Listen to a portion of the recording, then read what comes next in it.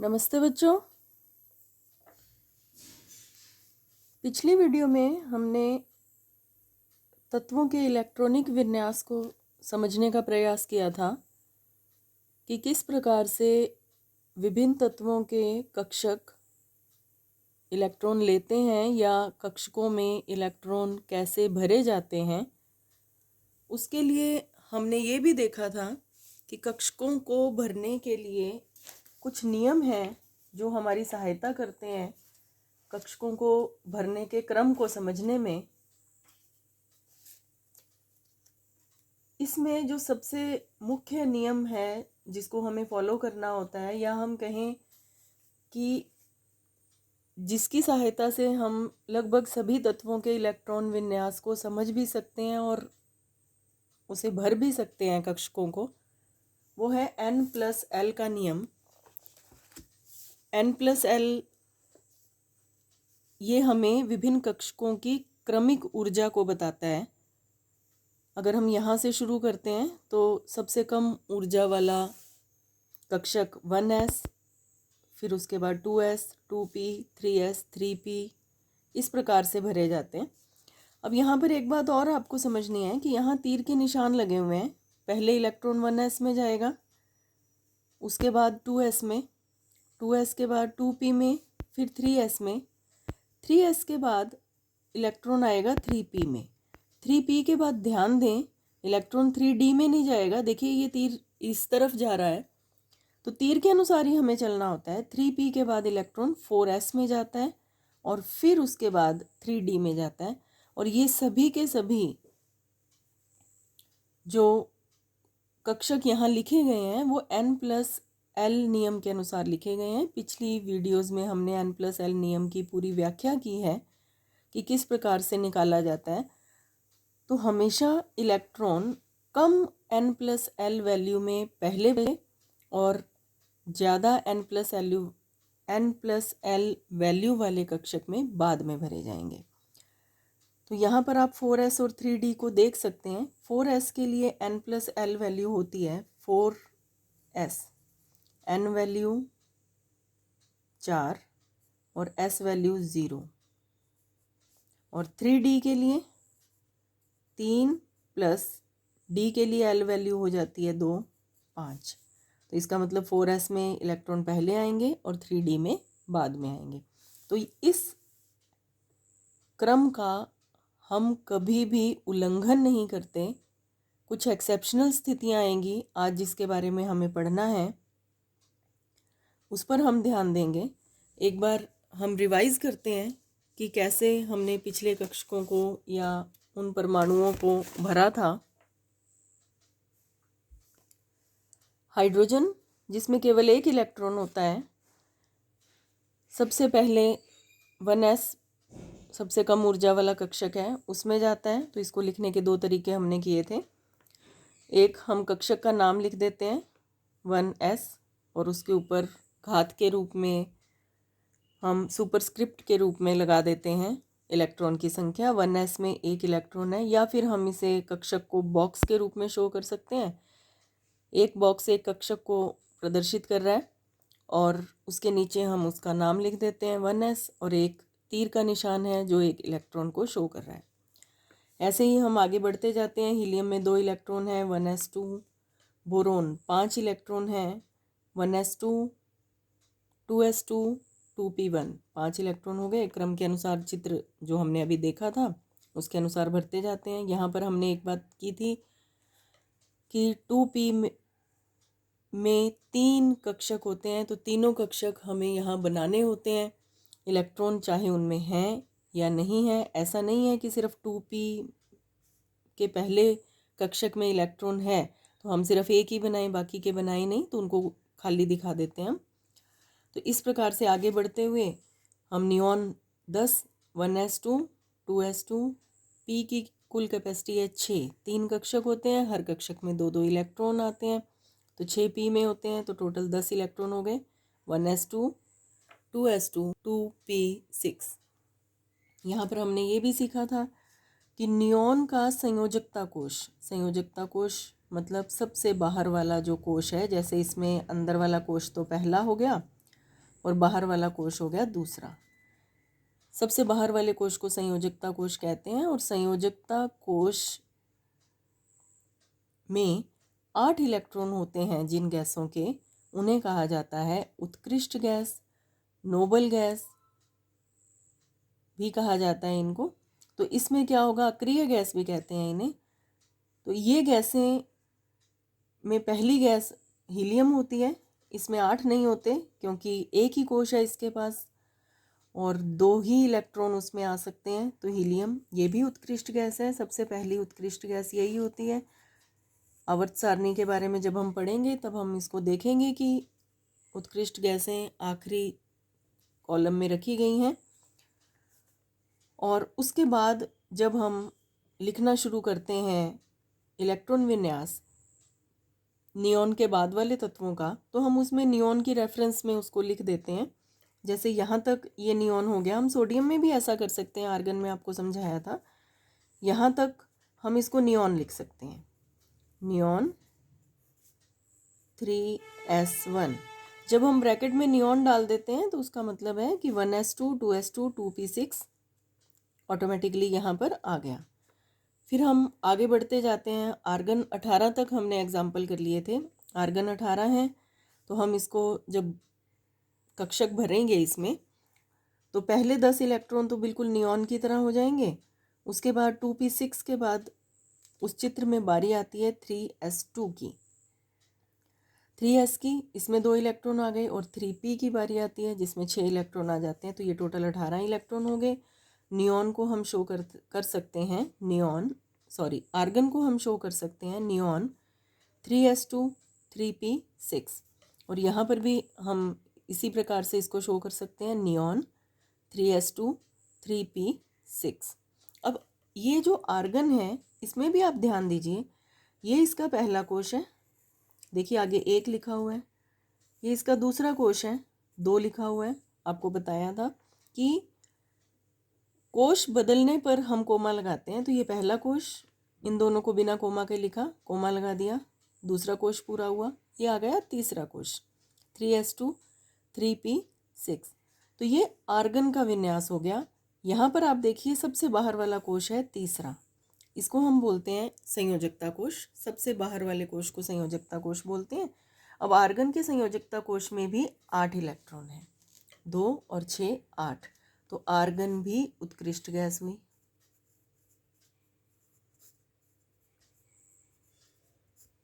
इसको अष्टक बोलते हैं। संयोजकता कोश में अष्टक जिन गैसों का पूरा होता है उन्हें उत्कृष्ट गैस कहा जाता है या अक्रिय गैस कहा जाता है। अंग्रेजी में हम इसे नोबल गैस के नाम से जानते हैं।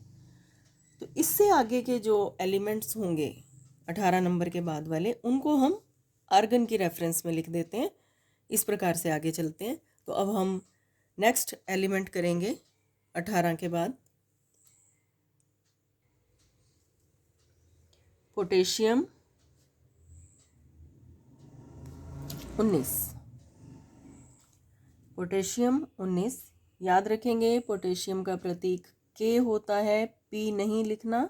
पोटेशियम का प्रतीक के है क्योंकि पोटेशियम का लैटिन नाम होता है केलियम, उसके अनुसार इसका प्रतीक है के। 19 इलेक्ट्रॉन हमें एडजस्ट करने हैं। हम इसको आर्गन की रेफरेंस में लिख सकते हैं। आर्गन में 18 इलेक्ट्रॉन होते हैं और ये 18 इलेक्ट्रॉन की एडजस्टमेंट हम दोबारा देख लेते हैं कैसे थी। 1s2 2s2 2p6 दूसरा कोश हो गया, 3s2 3p6 ये तीसरा हो गया, 2 2 4 और 6 10 और 2 12 और 6 18, ये तो आर्गन हो गया। अब हमें नेक्स्ट इलेक्ट्रॉन, एक और इलेक्ट्रॉन भरना है हमें, 19वां इलेक्ट्रॉन। वो कहाँ भरा जाएगा? हम जब n+l वाला क्रम देखते हैं, उस क्रम को दोबारा देखिए। 18 इलेक्ट्रॉन के लिए हम 1s फिल कर चुके, 2 2 4 और यहाँ पर 6 इलेक्ट्रॉन 10 और 2 12 और 6 18। यहाँ पर आकर के बच्चे कंफ्यूज होते हैं।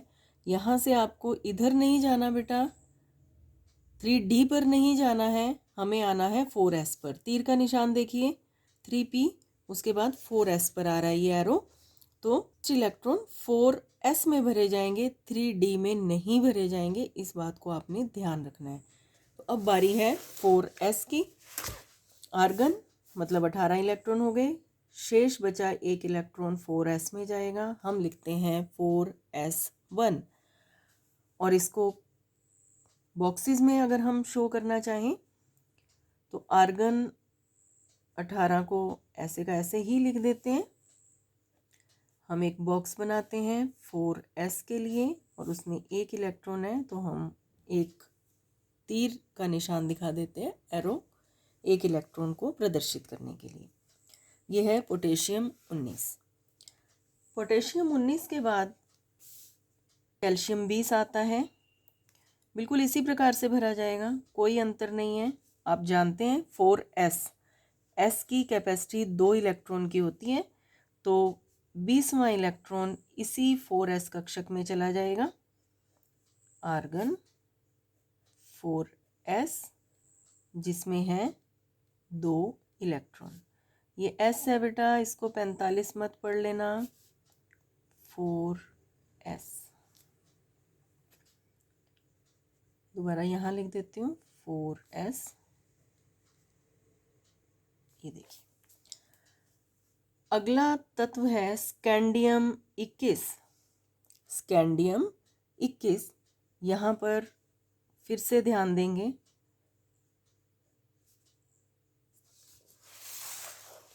देखिए 21 इलेक्ट्रॉन एडजस्ट करने हैं, 2 और 2 4 और 6 10 और 2 12 और 6 18।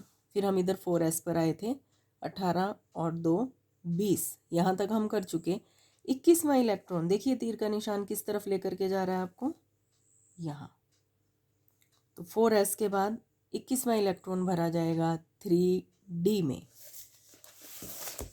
लेकिन यहाँ पर एक बात ध्यान रखेंगे, 4s में इलेक्ट्रॉन पहले भरे जाते हैं, बिल्कुल सही है।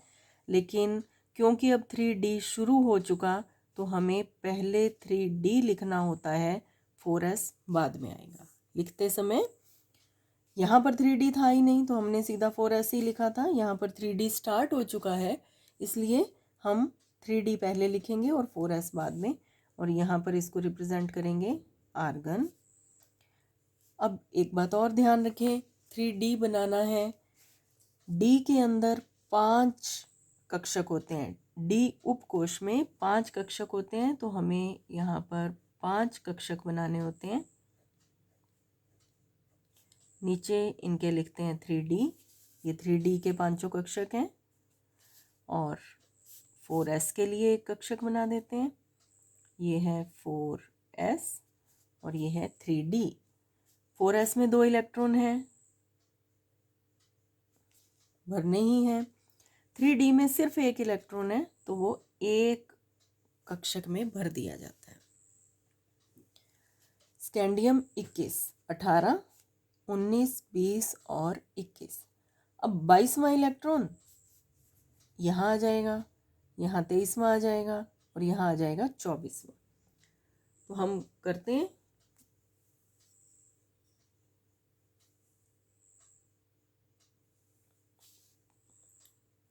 Chromium 24, chromium 24 organ. 4s2 तो पहले ही हो गया। शेष कितने इलेक्ट्रॉन बचे, 18 और 2 20, 4 इलेक्ट्रॉन बचे। ये होना चाहिए 3d4, 3d4।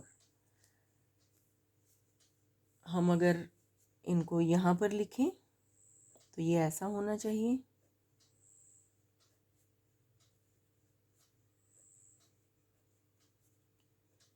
d1, d2, d3, d4, 4s ऐसा होना चाहिए, लेकिन ऐसा नहीं होता।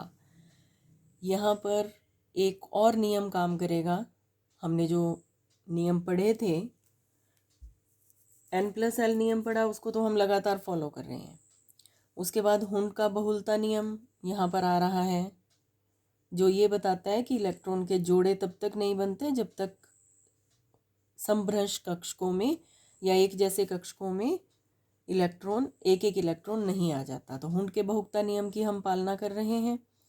अब जो नियम हम कर रहे हैं जिसको हम फॉलो करेंगे वो है अर्धपूरित कक्षकों का नियम। अर्धपूरित कक्षकों का नियम आपको ये बात समझाई भी थी, देखें लेक्चर 18 में। पूर्ण भरे व अर्धपूरित उपकोशों का स्थायित्व अधिक होता है, अतः ऐसा स्थायी विन्यास प्राप्त करने के लिए मूलभूत नियमों के विपरीत कभी कभी इलेक्ट्रॉन कम ऊर्जा के s उपकोश से उच्च ऊर्जा वाले उपकोश में चला जाता है। अब यहाँ पर सीखें इस बात को। यहाँ पर मैं लिख रही हूँ ऐसा होना चाहिए, नियमानुसार ऐसा होना चाहिए, लेकिन क्या होता है उसे भी समझ लें। ये जो 4s में इलेक्ट्रॉन था, नियमानुसार ऐसा ही होना चाहिए जैसा हमने बनाया है, लेकिन 4s का एक इलेक्ट्रॉन यदि 3d में आ जाता है, 4s का एक इलेक्ट्रॉन यदि 3d में आ जाता है तो देखिए क्या विन्यास प्राप्त होता है हमें। आर्गन,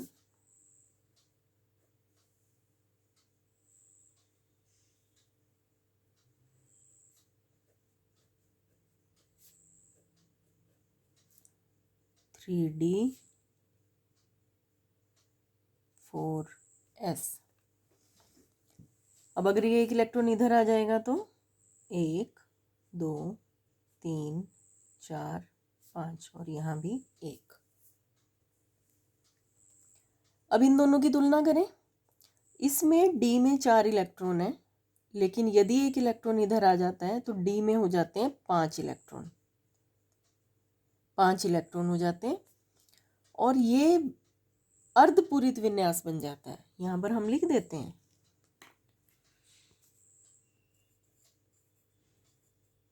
अर्धपूरित। ये अर्धपूरित विन्यास मिल जाता है। तो इसलिए 4s की ऊर्जा कम है 3d से, फिर भी इसका एक इलेक्ट्रॉन उच्च ऊर्जा वाले 3d में आ गया ताकि अर्धपूरित विन्यास प्राप्त किया जा सके जो अधिक स्थायी है। यहाँ पर हमने यही बात लिखी, ऐसा स्थायी विन्यास मतलब अर्धपूर्ण या पूर्ण प्राप्त करने के लिए मूलभूत नियमों के विपरीत n+l का नियम मूलभूत नियम कहलाता है। कभी कभी इलेक्ट्रॉन कम ऊर्जा वाले s उपकोश से, जैसे कि ये 4s कम ऊर्जा का था 3d से, उच्च ऊर्जा वाले उपकोश में चला जाता है। यहाँ पर आ गया। तो यहाँ देखें हम विन्यास क्या हो जाएगा। आर्गन 3d5 4s1, हम यहाँ लिख देते हैं होता है। ऐसा होना चाहिए लेकिन ऐसा होता है। यहाँ पर एक बात और ध्यान रखें सभी बच्चे, क्रोमियम का इलेक्ट्रॉन विन्यास परीक्षा में मोस्टली पूछा जाता है क्योंकि इसमें नियमों के विपरीत जाकर के इलेक्ट्रॉन इधर आ रहा है। क्यों आ रहा है? अर्धपूर्ण या अर्धपूरित विन्यास प्राप्त करने के लिए, जो ज़्यादा स्थायी होता है। इसके बाद बारी आती है 25 परमाणु क्रमांक वाला तत्व मैग्नीज। आर्गन 18। अब हम इसी से आगे चलेंगे।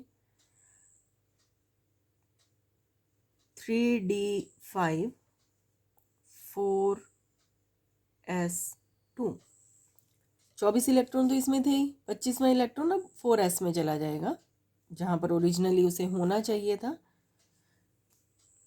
ये हो जाएगा आर्गन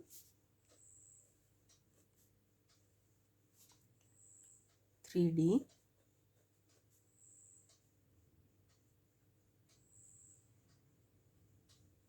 5 4s1 था, यहाँ हो गया 4s2। तो दोनों में अर्धपूरित विन्यास आ जाता है, दोनों स्थायी होते हैं। मैग्नीज के बाद हम आगे बढ़ते जाएंगे। 26 नंबर इलेक्ट्रॉन यहाँ आएगा, 27वां इलेक्ट्रॉन यहाँ आएगा, 28वां यहाँ आएगा और 29वां आएगा यहाँ। 29 copper, 29 argon, 3d9 4s2 argon,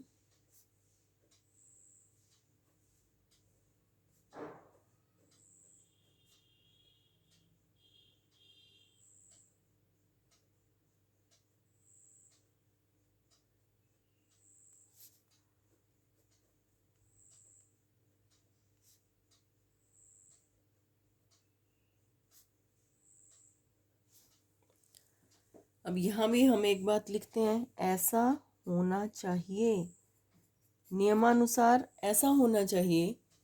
लेकिन यहाँ पर भी ध्यान दें, 4s का एक इलेक्ट्रॉन यदि यहाँ आ जाता है तो क्या विन्यास प्राप्त हो जाएगा?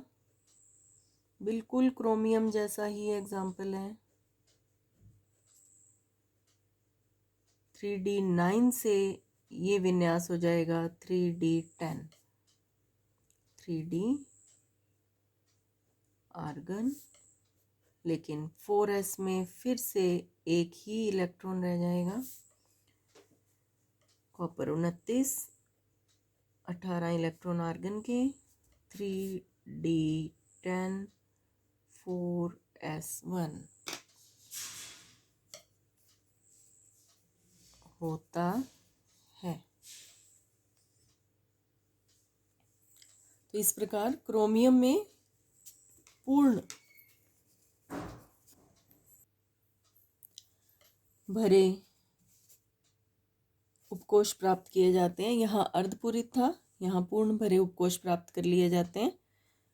तो यहाँ भी इलेक्ट्रॉन कम ऊर्जा वाले s उपकोष से उच्च ऊर्जा वाले d में आ जाता है, नियमों के विपरीत, लेकिन पूर्ण भरे कक्षक को प्राप्त करने के लिए। ये हमने इलेक्ट्रॉन विन्यास किए, मुख्य इलेक्ट्रॉन विन्यास। कॉपर का जो प्रश्न है वो भी इम्पोर्टेंट है, इस पर भी आपसे प्रश्न पूछा जाता है क्योंकि ये भी थोड़ा नियमों के विपरीत जा कर के है। और लास्ट में हम कर लेते हैं जिंक 30, बिल्कुल सिंपल विन्यास रहेगा। आर्गन 18, 3d10 4s2, ये नियमों के अनुसार ही रहेगा, इसमें कोई नियमों का उल्लंघन नहीं हो रहा है। नियमों का उल्लंघन ऊपर भी नहीं होता है, डिफरेंस सिर्फ इतना है कि उसमें अर्धपूर्ण और पूर्ण विन्यास प्राप्त करने के लिए इलेक्ट्रॉन स्थानांतरित हो जाता है 4s से 3d में। तो इसमें इलेक्ट्रॉन पूरे हो गए, 30 इलेक्ट्रॉन है, 18 और 10 28 और 2 30। तो ये मुख्य इलेक्ट्रॉन विन्यास हमने कर लिए तत्वों के, जिसमें सभी प्रकार के नियमों का भी हमने अध्ययन कर लिया। n+l नियम के अनुसार भरे जाते हैं, जहाँ आवश्यकता होती है वहाँ हुंड्स लॉ की भी पालना होती है कि जब तक एक एक इलेक्ट्रॉन सिंगल नहीं आएगा जोड़ा नहीं बनेगा, और इसकी अनुपालना हमेशा होगी, इसका कहीं कोई अपवाद नहीं मिलेगा। हुंड्स लॉ के विपरीत कभी भी किसी भी तत्व में इलेक्ट्रॉन विन्यास आपको नहीं मिलेगा। ये सिंगल इलेक्ट्रॉन भर के जोड़े बनने वाला जो नियम है। और उसके बाद पूर्ण भरे और अर्धपूरित कक्षकों वाला जो नियम है वो कहीं कहीं विशेष परिस्थितियों में लागू होता है। मुख्य रूप से क्रोमियम और कॉपर इसके 2 एग्जाम्पल हैं जो आपको करने हैं। तो आप इन को अच्छे से रिवाइज करें, प्रैक्टिस करें, खूब प्रैक्टिस करें। और उसके लिए बार बार मैं आपको इसी चार्ट को दिखा रही हूँ, इस चार्ट को बनाना सीखें। आपको फिर से बता देते हैं इसको बनाने का सिस्टम। 1s से शुरू कीजिए, 7s तक जाइए, 2p से शुरू कीजिए, फिर 3D से शुरू कीजिए, फिर 4F से। उसके बाद इसमें तीर के निशान लगाने हैं। तीर के निशान लगाना आपको सीखना पड़ेगा, प्रैक्टिस करनी पड़ेगी, और ये बहुत आसानी से लग जाते हैं यदि आप ये दूरियां बराबर रखते हैं। ये दूरी अगर आप बराबर रखेंगे, समान दूरी पर इन दोनों को बनाते हैं, तो ये तीर के निशान अपने आप ऑटोमेटिकली लगते हैं। और इसके अनुसार आप भरना सीखिए कक्षकों को, और जहाँ जहाँ दूसरे नियम लगाने हैं वहाँ वहाँ आपको बता दिया है, सिखा दिया है। तो इसकी खूब प्रैक्टिस करें और इसको रिवाइज करें। Thank you.